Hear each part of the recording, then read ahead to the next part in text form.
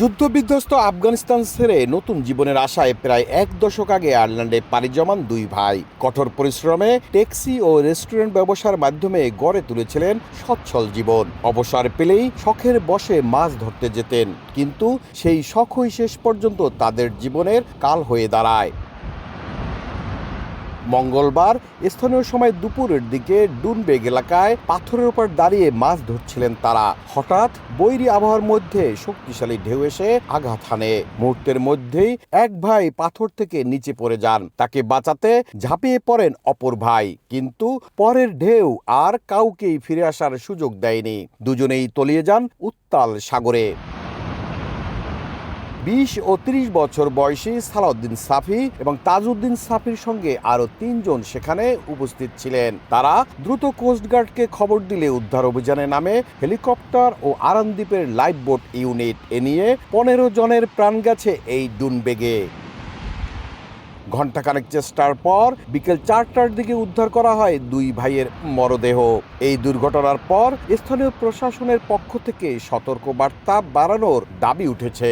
Limerick city কাউন্সিলের Bangladeshi councillor Azad Talukdar জানিয়েছেন, দুর্ঘটনাপ্রবণ এই এলাকাগুলোতে সতর্কবার্তা ও সাইনবোর্ড স্থাপন জরুরি। পাশাপাশি মাছ ধরতে যাওয়া সবাইকে লাইফ জ্যাকেট সহ প্রয়োজনীয় নিরাপত্তা সরঞ্জাম ব্যবহারের পরামর্শ দেওয়া হয়েছে।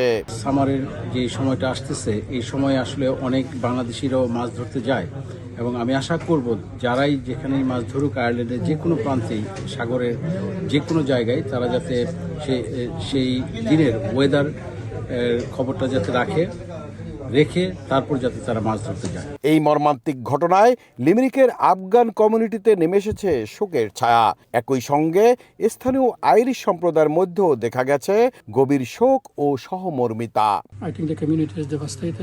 আমি কি বলবো বুঝতে পারছি না। পুরো কমিউনিটি ভেঙে পড়েছে। শোক প্রকাশ করার ভাষা নেই। আমরা তাদের মরদেহ ফেরত পাওয়ার অপেক্ষায় আছি। কেউই ঘটনাটি বিশ্বাস করতে পারছে না। ডুনবেগ এলাকার এই উপকূল হঠাৎ ও তীব্র ঢেউয়ের জন্য আগে থেকেই পরিচিত। সতর্কবার্তা অবলম্বন না করলে এমন দুর্ঘটনার ঝুঁকি থেকেই যায়। আর এই ঘটনা সেই বাস্তবতাকেই আবারও সামনে নিয়ে এলো।